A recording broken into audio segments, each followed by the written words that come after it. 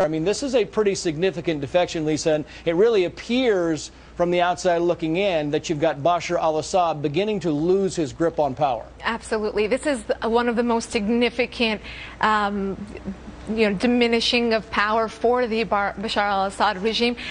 Up to this time, we've seen the military be a full supporter of Assad. We've had a few defections, but nothing of this caliber that's going to keep him there. And you have to remember, there's a few factors that since March of 2011, when these uprisings began in Syria, that have helped Assad stay in power. And little by little, we see these factors dissolving. One of them being the military and this large defection that we had today. The other being, let's say, support from Russia.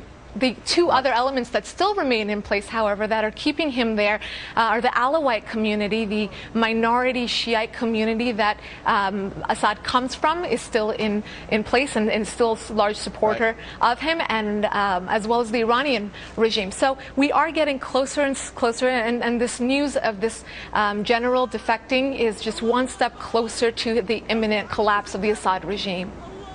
And not just in the battle on the ground. I mean, we're talking about this videotape we just mentioned that this general released. And in the videotape, you've got all of a sudden this advantage in the propaganda war being fought inside Syria as well. Another blow, I would think, many would think, to the Assad regime. Right, because not only do you have this general defecting and saying, you know, I no longer want to be part of this gang military, that's what he called it, but he's actually switching sides, which is giving us, you know, the almost an inside tip as to whether the opposition is not only gaining, but is about to win.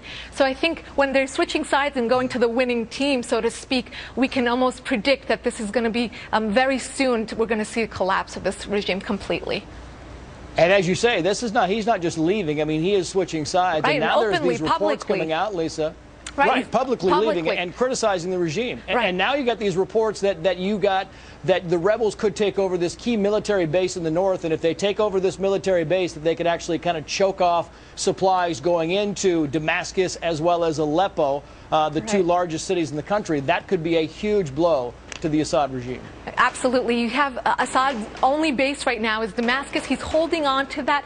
You know, he cannot go backwards, so he can no longer be the dictator he once was. So he's going to hold on to whatever he can. And again, as you said, you know, defecting publicly is such a risk. It's such a, you know, in these countries, they'll come after you, obviously. We've seen that in Iran. We've seen that in other very harsh dictatorships. We've seen that in Egypt. So by this general doing this and publicly coming out, you know, it's a huge blow to the regime, and we'll see how this kind of plays out. And on the flip side, you have the rebels that are saying now to the people who are in the Syrian government, you better come join us, or when we take over, you'll be held accountable for it. Lisa, Daftary, got to go. It's great to see you. Thank you.